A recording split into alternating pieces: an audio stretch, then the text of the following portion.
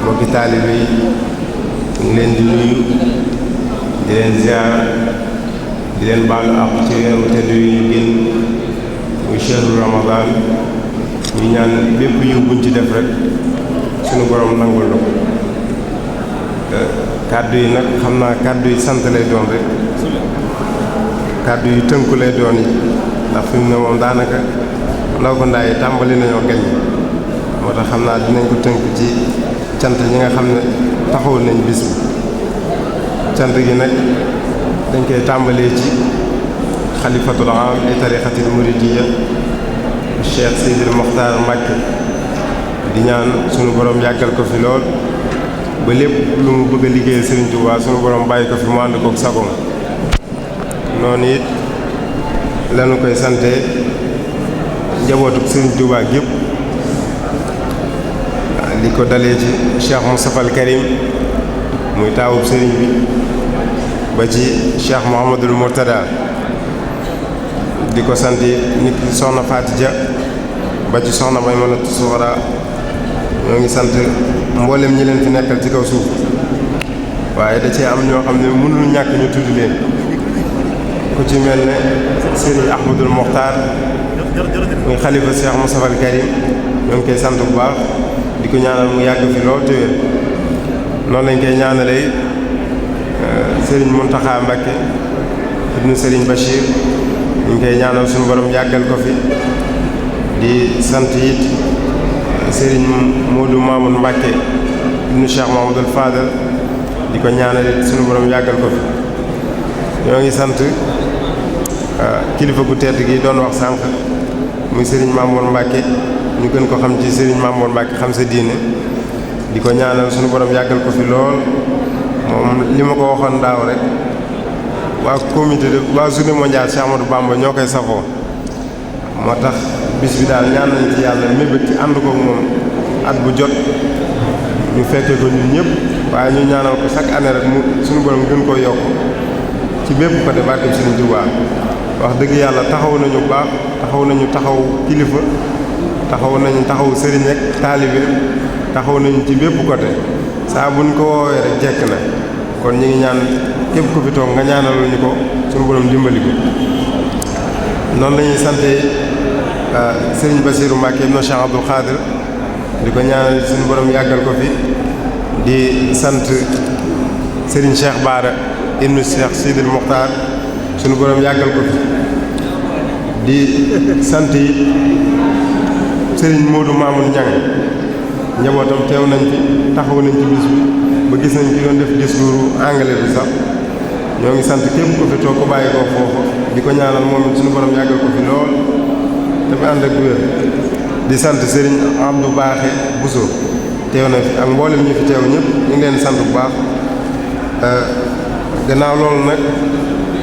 sunu borom dafa wax ci alxuraan ne atiiwu llaaha wa atiiwu rasuula wa ulil amri minkum te ñii nag yàlla dafa dogal ñu jiite ñu muy ku ci mel ne Abdoul Ahad Ka ñu gën ko xam muy maire bu Touba ñu ngi koy sant bu baax Baye Saliou Ka commune de Touba tamit ak Mame Cheikh Ka ñi ngi sant bu baax commissaire bu police nekk Janatu ñu gën ko xam ci commissaire Diarra ñu ngi koy sant bu baax ak sous-préfet bu Ndaam dañ leen sant ndax njiit yi ñu doon ci ñoom ak it nangul gi ñu nangul liggéey bi waaye du daray àdduna tax ñu leen sant ndax lépp lu ñuy def rek dañuy bëgg mu dëppook ni ko sëriñ bi bëggee te sëñ Moussa Ka dafa bàkkee leen sëriñ Touba muy dana ko dërëm du yàq ab dërëm wurus du tax mu raf bëtëm nawul dërëm xeebul përëm moo gën a wutee xarnu bi kon nag foofu la ñuy jéem a tënku rek cantaale ñoom waaye di sant bu baax média bi nga xam ne moo fi teew di sant bu ci mel ne Al Azhar ak Mouride TV ñu ngi leen di sant Sen TV ñëw nañ fi di sant Bichri TV Mbawal Média ñoom ñëpp teew nañ fi ñu ngi leen di sant bu baax di leen gërëm di sant it waa kër Baye Serigne Diatara ñu ngi leen di sant bu baax ñoom it teew nañ fi di leen ñaanal suñu borom defal leen lépp luñ bëgg waaw ñu ngi sant mbokk yu baax yi doon def discours yi ku ci mel ne Serigne Abdoul Ahad Diop mi doon def discours arabe bi jaar na yoon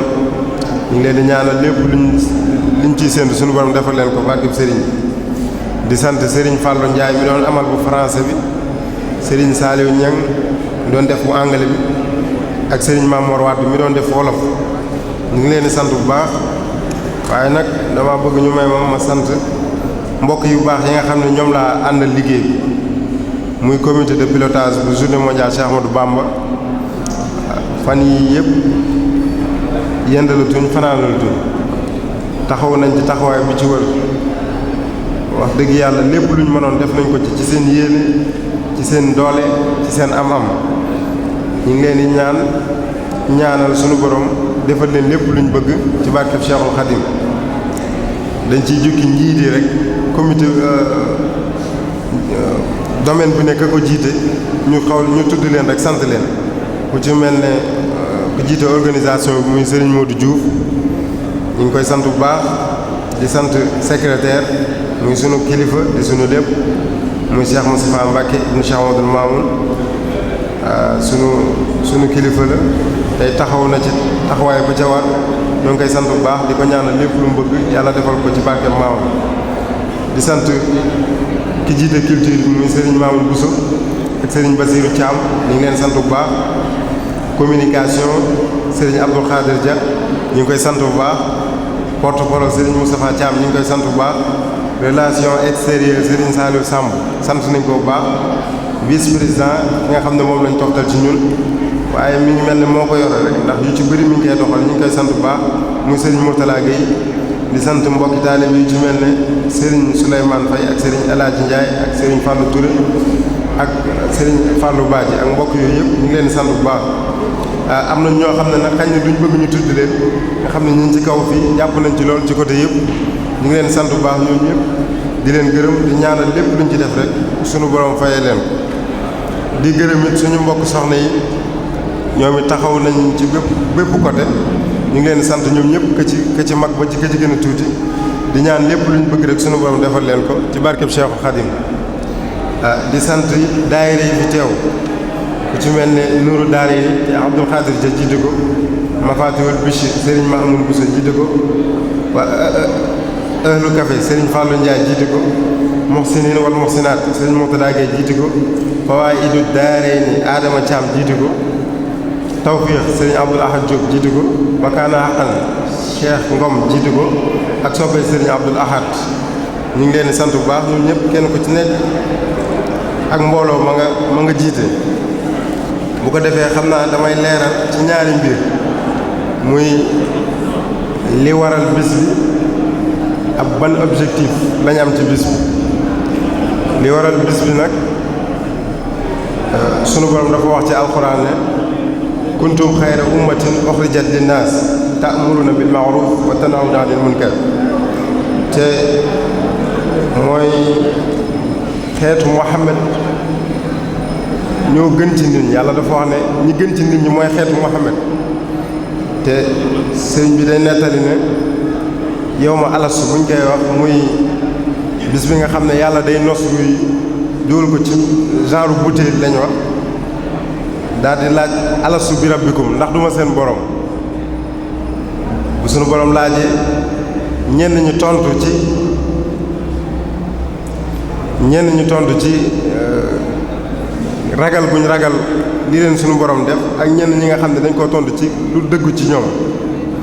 bu ko defee ñi nga xam ne tontu nañ tam dëggu ci ñoom sunu borom xam leen tànn leen muy xeetu Muhammad muy ñi gën ci nit ñi comme ni ko alxuraan waxee kuntum xayra ummatin léegi bu ko defee sëriñ bi dafa wax ne yàlla sunu borom bi mu tànnalee yonent bi xeetam dama wax ma tànn ci biir xeetu yonent bi muy xeetu yonent bi mooy ñi fi gën moom mu tànnaat ñi gën ci biir xeetu yonent bi kon ñun dañuy jàpp ne tànneef lañ ci biir tànneef te loolu nag sëriñ bee ñu ko defal ndax sëriñ bee ko wax moo ne lakal wara waliye soxla xayrahum wali siwa naxwiya xutta dayrahum muy yàlla suñu borom dafa tànn ñi gën ci nit ñi mu jox ma leen ba pare seenoo lor jubluwul ci sama ñoñ ak loram jubluwul ci sama ñoñ kon nag loolu ku la ko defal mënuñ koo sant sax waaye dañuy jéem suñ kemtalaay kàttan objectif bi tamit sëriñ bi dafa wax ci benn xasida ne tawajjuhi lillazi yu'lil maqaama bila ijalatin bi jihaadi shaami wa siini sëriñ bi day wax ne fii ma toog laay toog sunu borom di kawee sama maqaama te duma ci demante Shaam duma ci demante Chine te it à travers journée mondiale Cheikh Ahmadou Bamba bëgg nañ bis bi ñu defe ko noo xam ne àdduna bi yëpp koy màggal te kenn ku ci nekk fa nga toog ngay toog màggalee ko mooy waral jamono ji ñuy waxee ak yéen àdduna bi dëkk yu bari ñi ngi ko fay amal fu ci mel ne Ndakaaru ñu ngi ko fay amal Kébémer Louga Thiès ba ci bitim réew am na dëkk yu ñu fay amal dañuy bañ a lim waaye ñu jàpp ni mbir mi ngi màgg tey ci biir màgg googu la ñuy profité di woo bépp murit wala bépp jullit laay wax ndax sëriñ bi moom daanaka mbiram dafa yaatu ba ñëpp ci xaj kon ñu ngi ci profité di ci woo ñëpp di leen wax ne ne ibbil nañ leen seen bunt yi ñëpp képp ku bëgg a tàbb ci mbooloo mi mën ngaa ñëw bind ñu àndandoo doxal liggéey bi ndax liggéey Sëriñ Tuubaa ñëpp la war sant Sëriñ Tuubaa ñëpp la war kon ñi yemale foofu kàddu yi di tënk di gërëm waa association bi nga xam ne Serigne Mamour Wade moo ko jiite muy ADTM association pour le développement de Touba ñu ngi leen sant bu baax di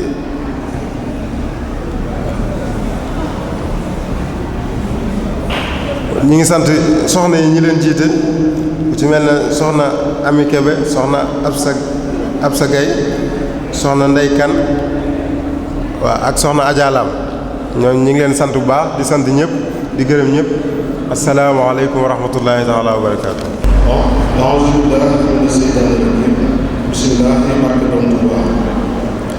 Au nom d'Allah, le clément et le miséricordieux,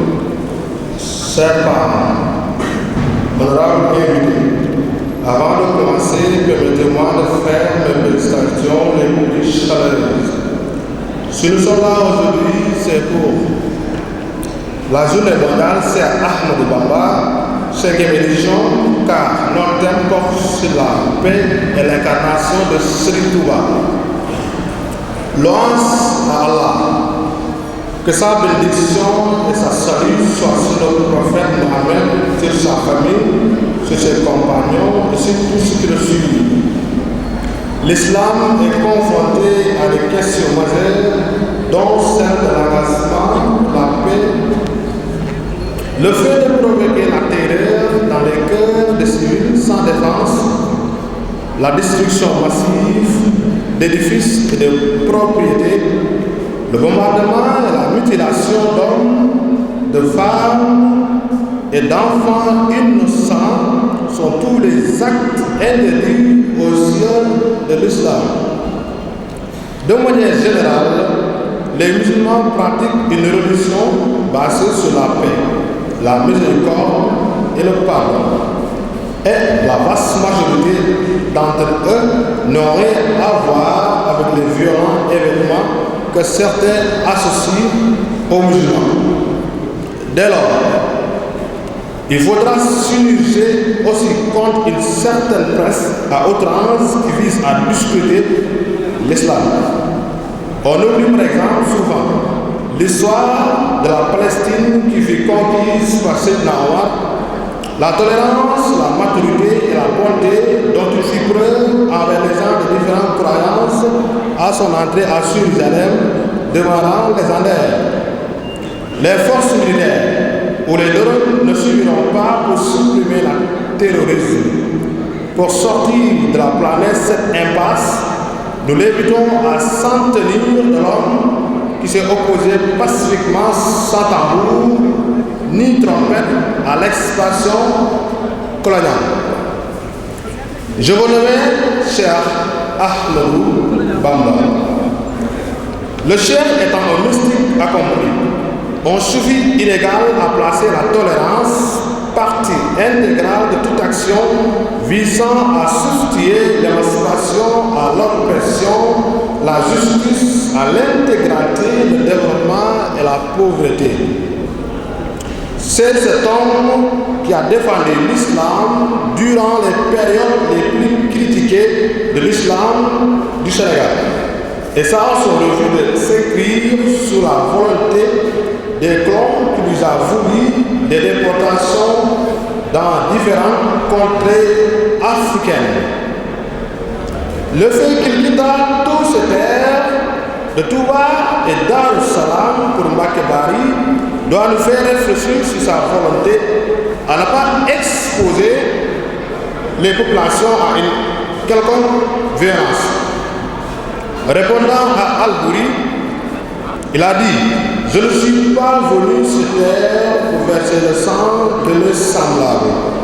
Je suis le serviteur du prophète, le vindicateur de son enseignement et le libérateur des hommes. S'extirper la haine des cœurs et s'affranchir mon peuple des chaînes de l'esclavage, des tentations de Satan et des futilités de ce bas monde. Cette même volonté de paix qui fit qu'en bord du navire, au moment de faire ses ablutions pour la prière, et qu'une intruse se présente devant lui, avec la ferme intention de l'empêcher. Il se fit porter à la surface de l'eau où il accomplit dans la paix et la tranquillité sa prière. C'est cette même volonté de paix qui fut lorsqu'il traversa Louga et que les habitants armés décidèrent de se battre pour qu'il leur opposât un nom catégorique, car, comme il composa dans le poème Assyré, mon aide, ma résistance et mon rempart devant les ennemis provient du très large qui donne à tout monde. C'est la vraie aide qui provient de Dieu. Cette même volonté de paix qui fit que lorsque les gardes pénitentiaires décidèrent de souiller son lit de prière et le détruire, qu'il ne dit aucun mot. Je contente de prier Dieu de lui donner une mosquée à demeure. Ce qui le plus déroutant dans la démarche de paix, c'est que comme le note l'administrateur colonial, le self, le Cheikh avait les moyens de se faire justice. C'est parce que Cheikh Khadim fut toujours empreinte par les idéaux de la paix qu'il eut une victoire totale sur les agresseurs, montrant ainsi au monde que dans n'importe quel combat, la non-violence demeure la meilleure stratégie. Dans son poème Muhammad al-Amda, il écrit « J'ai pardonné à tous mes ennemis pour complaire à celui qui les a sachés de loin de moi, ainsi ne chercherai pas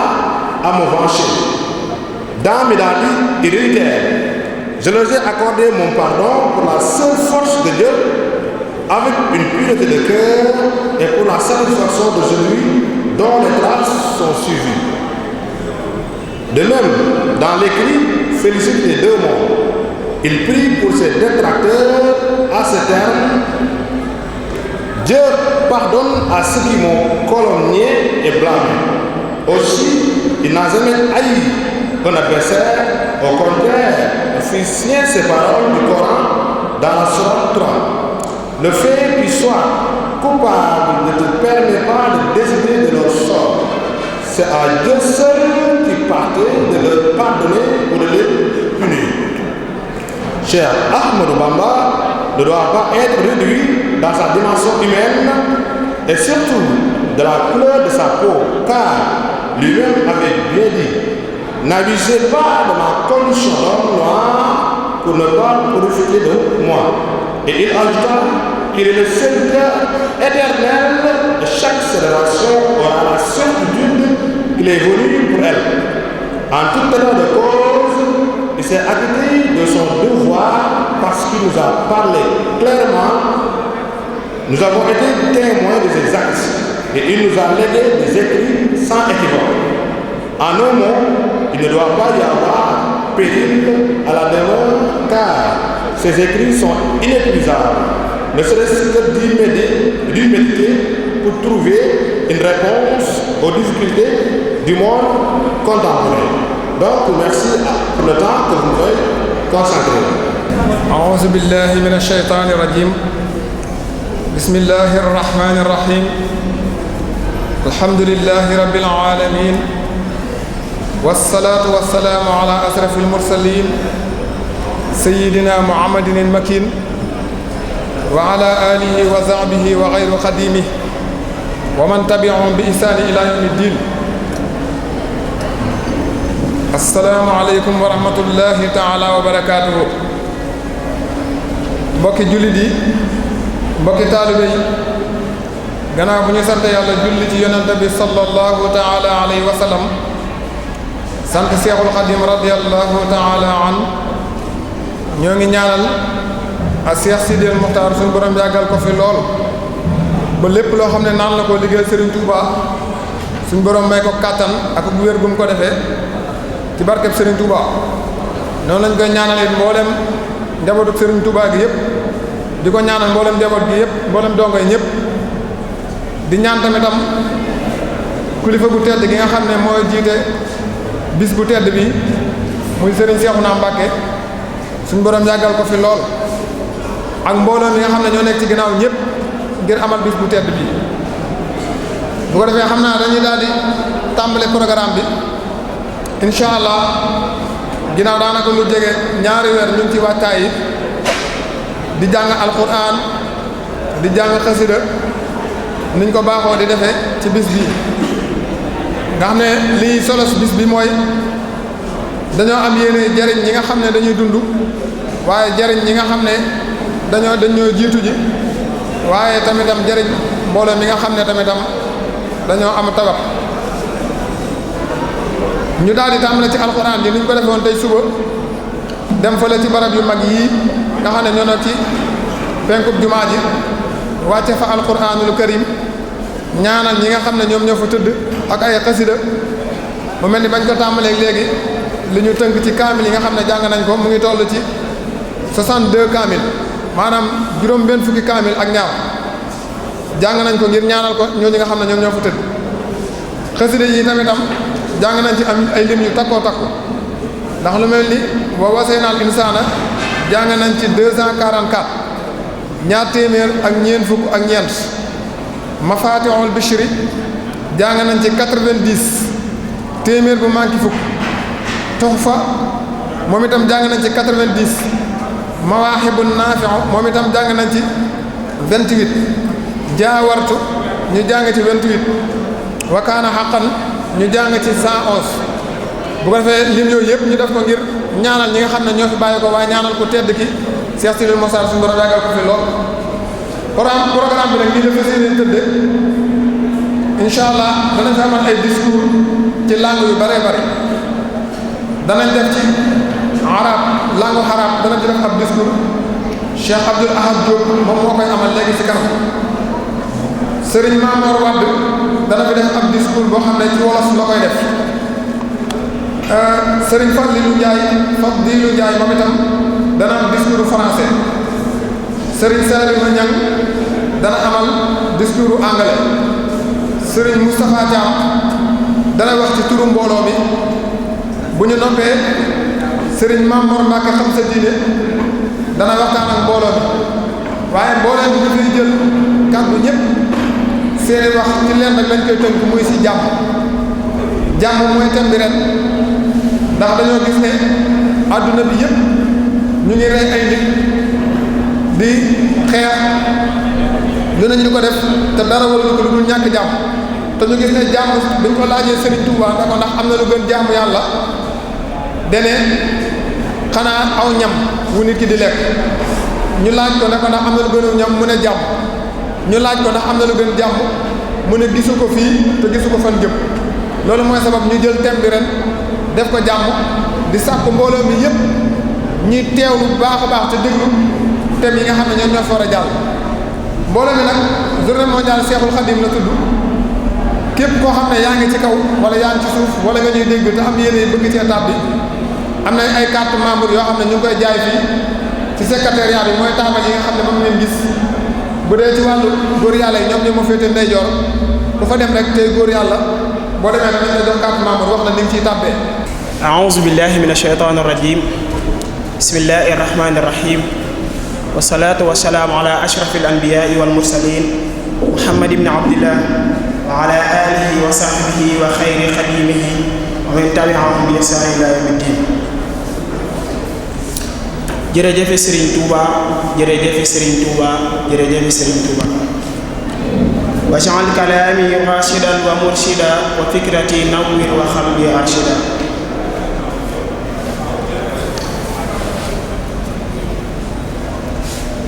al-mawdu huwa tajsiidu salaam min Cheikh Ahmad Bamba radiyallahu anhu. al-yawma 'indana naxtafil al-yawma al-'aalami li Cheikh Ahmad Bamba radiyallahu anhu الرجل الوعيد في طاعة الله وسنة رسول الله صلى الله عليه وسلم حيث قال بالمصطفى نويت ما يجدد سنته الغراء وإني أحمد. إن هذا الموضوع مأخوذ من أقوال الشيخ محمد المأمون مكي حفظه الله ورعاه.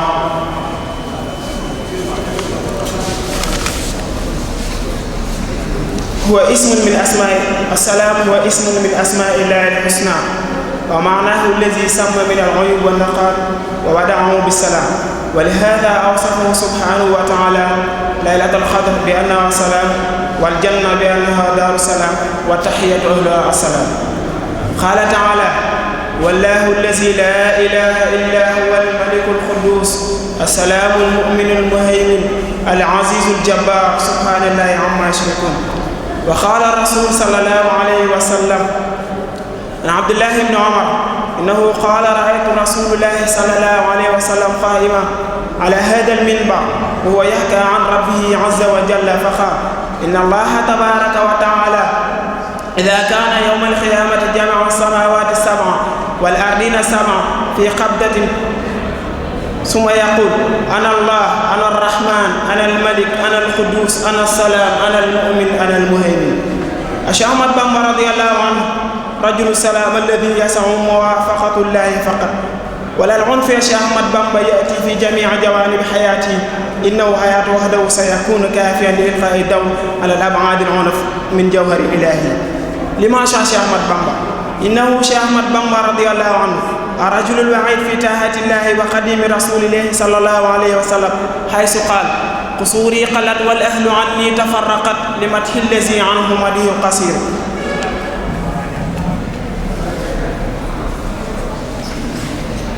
ولماذا كان الشيخ أحمد بامبا رضي الله عنه من بين أصناف الذي رفع الله بهم الإسلام وإن لم يكن من أبرزها، ولذا كان مهمتها بالسلام الأمة والمسالمة بينها كما حيث قال بها. والنبي صلى الله عليه وسلم في كتاب الشيخ نجده مهتما حان بالسلام والمحبة إنه من قبل أعدائه عقل منبر حتى أنه كان من كل واعترض عنه حيث قال: عفوت عن الأعداء طرا لوجه من نفعهم لخير سرمدا لست أدفعهم.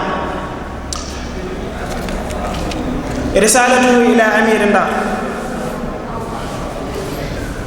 إنه محمد بامبا السلام على من اتبع الهدى إلى أمير الدار. أما بعد فاعلم بأني لا أكتب ولا أقول بلساني ما لم يكن في قلبي، فاليوم لا تسمع كلامي من يكتب الدنيا بالنميمة والاقتراء والكذب والخيانة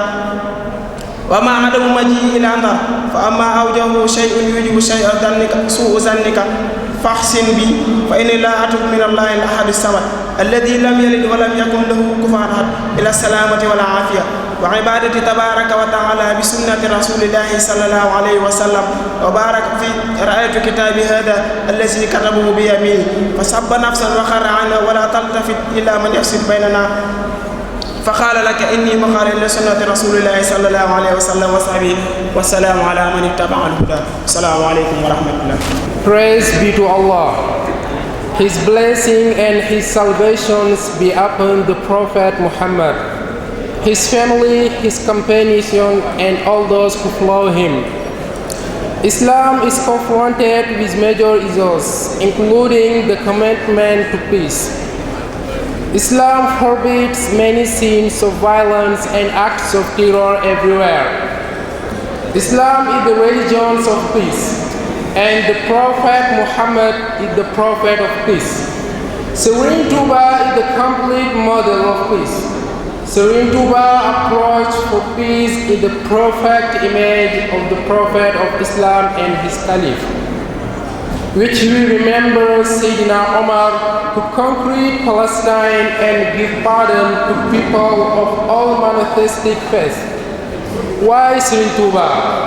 The Sheikh is a accomplished mystic Sufi who pleads to tolerance as part of any action to replace the oppressions by emancipation, inequality by justice, poverty by development. Serene Touba defended Islam during the most critical period in the story of Senegal, and had been refused to accept the will of French authorities. So he was deported in various African countries. He left his land of Touba and Dar es Salaam just by peace. The same desire for peace explained that was when he crossed Louga, and inhabitants decided to fight for him. He said no, and he wrote in a poem Asiru, my help, my strength, and my fortress front of my enemies come from the widest give any time. This is the real help that comes from God. The same desire for peace explained that when the prison guard decided to destroy his place of prayers, he said nothing but just pray God to give him a mosque for the eternity. There are many calls for peace in many poems of our guide. In Muqaddimatul Amdah poem, he wrote, I have forgiven all my enemies to please God who chased them far away from me. So I want to do revenge. In Midadi he said, I gave them my pardon for the only power of God, purity of heart, and for the pleasure of the Prophet Muhammad who I follow. Similarly, he prays for his critics by saying, God forgive those who have slandered and blamed me. Sheikh Ahmadu Bamba should not be reduced to its human dimensions and should not be considered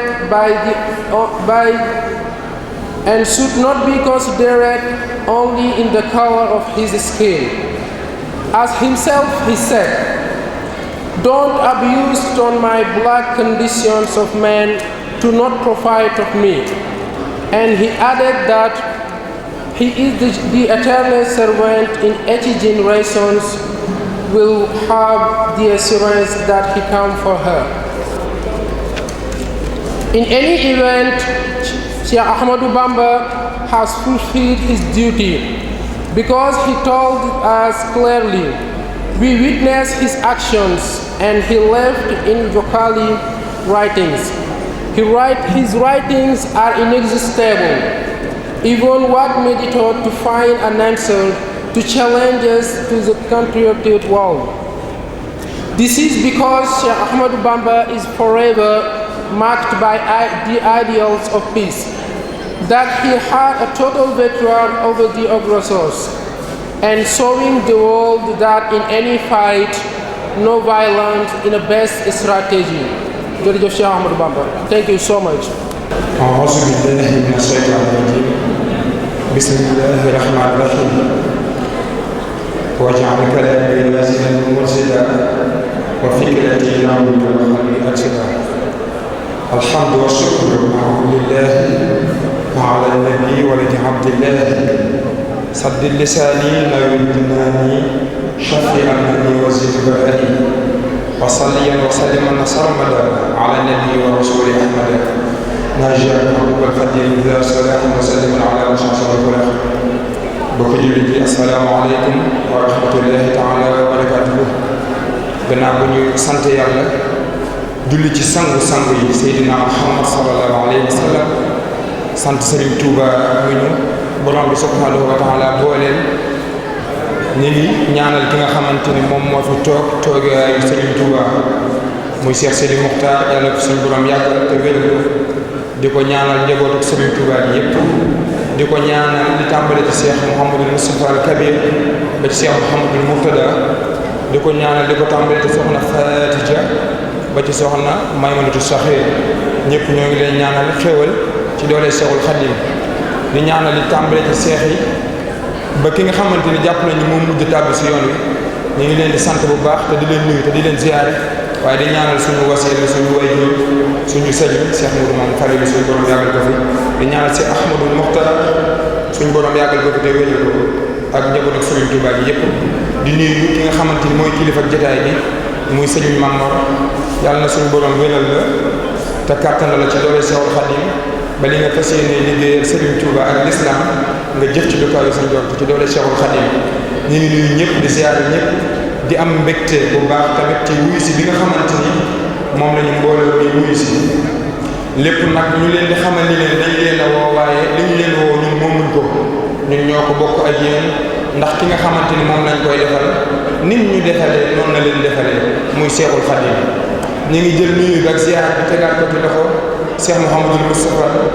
moom Cheikh Mouhamadul Mamoun Mbacké moom Cheikh Mouhamadul Fadal ak sëriñ Soxna ñoom ñu jiite liggéey bi ñoom ñëpp ñu ngi leen di sant bu baax a baax di xamal nit ñi li nga xamante ni moom moo waral daje bi ak naka lañ ciy wootee ak fi mu nekk ak fi mu bëgg mu dem fa li nga xamante ni moo waral daje bi ba tey dafa lënt ñu bëree waaye liñ ci jublu du lenn lu dul Seexul Xadim mi nga xamante ni moom la suñu borom wàcce ci ñun mu jariñ ñu njariñ yoo xamante ni ñun dañoo lott ci di ko sant te ba léegi amaguñ bis boo xamante ni dañ ko koy jagleel ngir buñ dikkee ñu xam ni ci la ñuy sant Seexul Xadim moo tax ñu jàpp bis bi jagleel ko Seexul Xadim ñu néew ci ak ñu bëri ci lépp liñ ci jublu mooy sant Seexul Xadim rek kon ñi ngi ci woo bépp mbooloo boo xamante si nii yaa ngi ci dëkk bi ak li wër dëkk bi beneen bi ci des nag mooy Sëriñ Tuubaa li ñu defal ba tax ñu di ko sant defal na ko ku nekk ci réew mi defal na ko ku nekku ci réew mi defal na ko nit ku ñuul defal na ko nit ku weex moo taxoon Sëriñ Moussa ko ni ko soo daanu war nañ ni nërëm bii daanu war nañ ni naxam ñëpp di sant ak gërëm ngir yaa defal seen xarala bi kon ñun ñëpp dañoo am maanaam yitte joo xamante ni dañ ko war a def ci Seexul Xadim bis bii nag ñu jàpp ko ngir Seexul Xadim képp moo tax woote wuñ ko ci turu kenn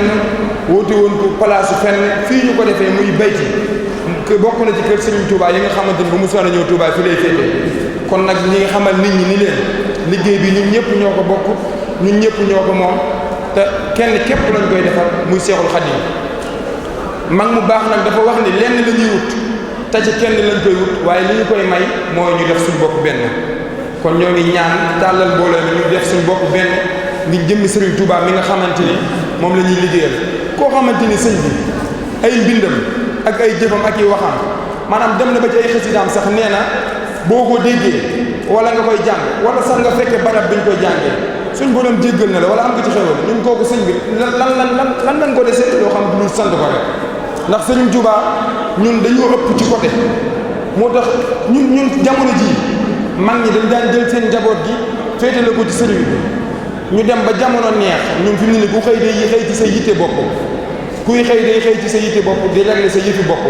ñun nag fekk nañ lépp pare mag ñu baax ñu jaar fi ànd ak moom liggéeyal ñu liggéey bi yëpp kon ñun ngir jëmmi Serigne Touba nañ sax di ko sant ndax mag mu baax mos na koo wax ne ak a neexoon ma am diggante asamaan ak suuf ak ay xewal mënu ko loo ci jublu mënu ko ngir sant ko mënu ko taxul ngeen jot sama at nañ xam ne naar bi moo fi indi xool kon nañ jàppal Serigne Touba suñ fukki loxo ak juróom te def ko nag duñ ko réccu mukk ci àddina ndax moom maanaam léppam dafa jakk nit ki koo xamante ni mooy li gaa yu baax yi fi jaar waxtaane koo xamante ni léppam dafa jëm ci jàmm tubaab bi jël ko juróom-ñaari at yu tegal juróom-ñetti at yu manki dëkk bu ne ñu yóbbu ko fa lu ne ñu def ko ko façon méttikat wu ne ñu def ko ko waaye taxut mukk mu xàjj ko sagoom maanaam Serigne Moussa Ka mi ngi koy wax ci xarnu bi naan nattoom yu rëy yam daa tegoo te téewu ko ànd ak sago te am na muut yu mu fegoo te du ko fekk ci xarnu bi kon Serigne Touba dafa amoon ay moyen ngir mën a xeex ak noon yi waaye du ko def ndax wax na ci ak xasidaam ni képp kuy bëri man jàppal ni yaa ngi bëri borom bi subhanahu wa taala waaye nag jàmm ji mu doon woote ragal taxu koo woote de bëgg na gaa yoo xamante ni jàmm ji ñu am ragal képp leen ko yóbbee waaye moom jàmm ji nga xamante ni moom la am ragal taxu ko ndax moom bis boo xamante ni jug na waa ahlu badar la ñuy jug gaa yu baax yëpp dañuy jug ànd ak moom ci xeex boobu waaye da leen a joxaan digal ñu toog ndax moom li muy woote leen dong la muy jàmm kon nag ñoo ngi leen di xamal ni leen luñ jàppaat Serigne Touba doyut te dañ koo war a sant ndax bis dafa jot mu metti lool ci moom moo tax Serigne Moussa Ka ni ko duniyaa da ko wonoon ginnaaw mësula faale yamu laaw jublu ci yàlla ni ñanaaw wakiirlu dëdd xarnu bi kadaama yaa nu ko xamal maqaama yaa nu ko amal kaadaanga yaa nu ko defal yaa suturaal waa xarnu bi ñu dem ba ci biir mu ni ko àll ak kër ak jàmm ak goro ceddoog sëñ buur ak i dakk mbokk ki jàmbu ñëpp jaaraama daan ci xarnu bi kon ñun sëñ bi dañoo war a sant Serigne Touba ba bis boo xamante ni dañuy takk di ñu ngadaaw di ñu yóbbu ndax mos naa wax ni ñaar ñii kat kenn sonaluma ci ñaar ñii nee na kenn sonalu ko ci kenn jaaxulu ko itam ñu ne ko mooy kan ak kan mu ne ki ñëw ci man ngir àddina dinaa ko defal àddina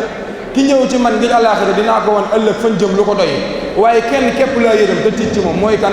qulubu man lam yuhibbuni ala wajlin wala yulaaquuna ma raamu wala baaba koo xamante ni sama borom ni ma def néexu la kooku ren moom moo sonn kon nan sax ci sant Serigne Touba nañ sax ci sant Serigne Touba ndax duñ def lu ko gën a kawe wax na tamit ci ay mbindam ni anni ufawwidu ahwaali liman ajasu an aali anfusihim ajzal masakini nee na man samay mbir du ma ko wékk ci gaa yi nga xamante ni dañoo lett ci seen i mbir comme ni nga xamante ni noonu lañ miskin yi lottee ci seen i jëf kon ñoo ngi sant ñëpp di gërëm ñëpp di woo ñëpp ci liggéey bi nga xamante ni dañ ko ànd ci Serigne Touba di ko tax ba tey boo duggee waat ci xarnu bi sëñ Moussa Ka mi ngi koy waxaat naan luy nit ku ñuul ak nit ku weex diggante askan yi dul jeex fu nekk daam def na fa seex yu mën a yor waa xarnu bi kon dañoo war a jàpp Serigne Touba suñ fukki loxo ak juróom maanaam bis jot na mu wax maam Thierno Birahim ni ko ñun de fi ñu tubaab bi yónni woon li muy yàgg-yàgg ak li muy sori ku fa dem ci yéen sama njaboot bi doo rus ndax diggante bi muy ànd ak moom ñu ne def nañu lu ne te néewuñ ne maanaam façon mettital wu ne tubaab bi def nañ ko Serigne Touba te néewut kon nañ leen yéen foo leen dem ëllëg jàpp leen ni doo leen fa am benn metteel kon ñi ngi sant ñëpp di gërëm ñëpp woote bi nag dañ koo tàmbalee ci ki nga xamante ni moo fi toogal Seexul Xadiim ak ci tijaan yi murit xaade laayeen ñaseen yi